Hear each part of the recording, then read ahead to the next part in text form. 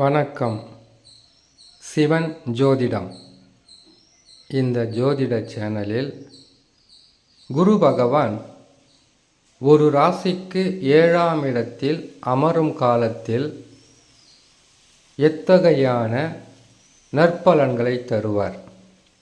குரு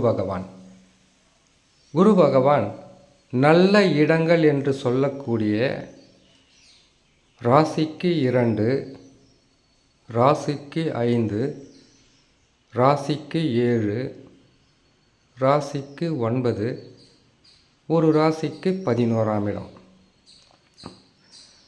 இது இந்த ராசிக்கு என்று கிடையாது. 12 ராசி, 12 ராசிக்குமே ராசிக்கு 2இல் இருக்கிறாரா, நன்மைகள் நடக்கும்.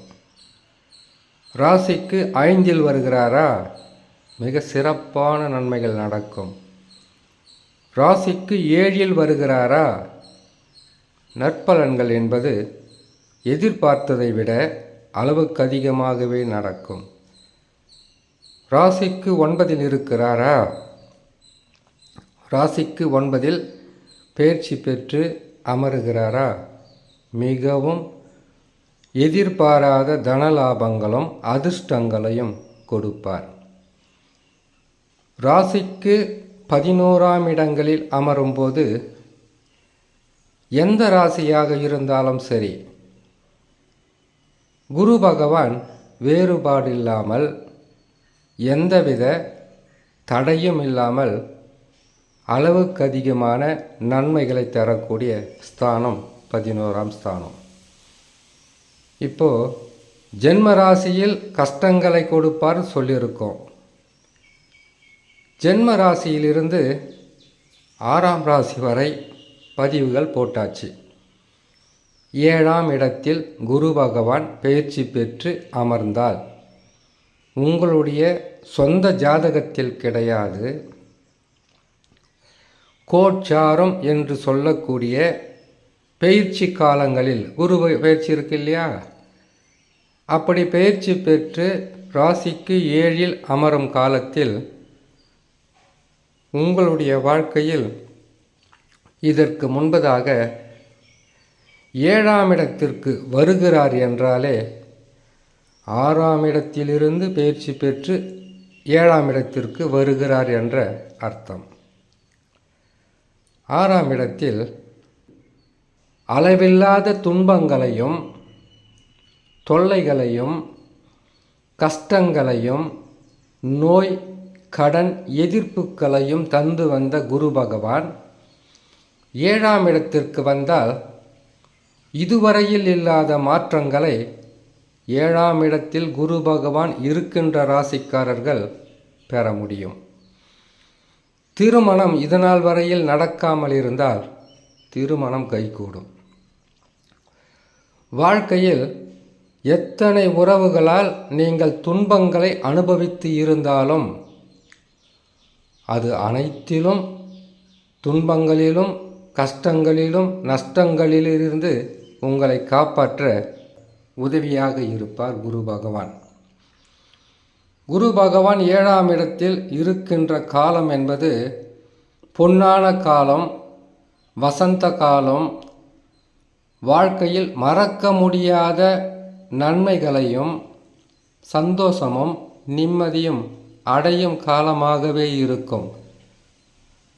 குரு பகவான் நல்ல இடம் என்று சொல்லக்கூடிய 2, 5, 7, 9, 11ஆம் இடங்களில் அமரும் நேரத்தில் உங்களுடைய சொந்த ஜாதகமே சரியில்லாமல் இருந்தால் கூட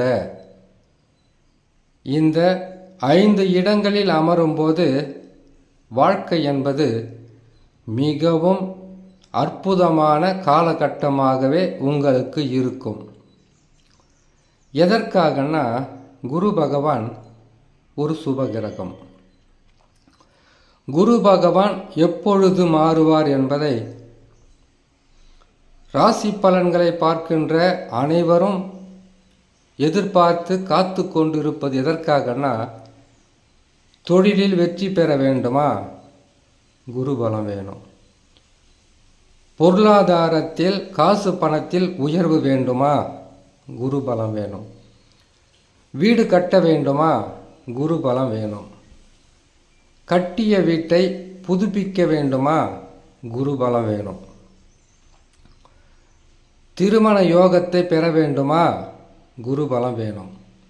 இப்படி எதற்கெடுத்தாலும் எந்த ராசியாக இருந்தாலும் குரு பலத்தையும் குருவின் மிகவும் உயர்ந்த ஸ்தானம் என்று சொல்லக்கூடிய நல்ல இடங்களில் அமரும்போது ஜோதிடர்கள் எதற்காக சொல்லுகிறார்கள் என்றால், மற்ற கிரகங்கள் கெட்ட நிலையில் இருந்தாலும் குரு பலத்தால் நீங்கள் ஒரு தொழில், திருமணம் எதை செய்தாலும் அது பெரிதளவு கஷ்டங்களை கொடுக்காமல், நஷ்டங்களை கொடுக்காமல், துன்பங்களை கொடுக்காமல் மிகவும் எளிய முறையில் வெற்றி பெறுவதற்குண்டான வழியை காட்டுவதற்காகத்தான் ஜோதிடர்கள் குருபலம் இருந்தால் செய்யலான்னு சொல்லுவாங்க.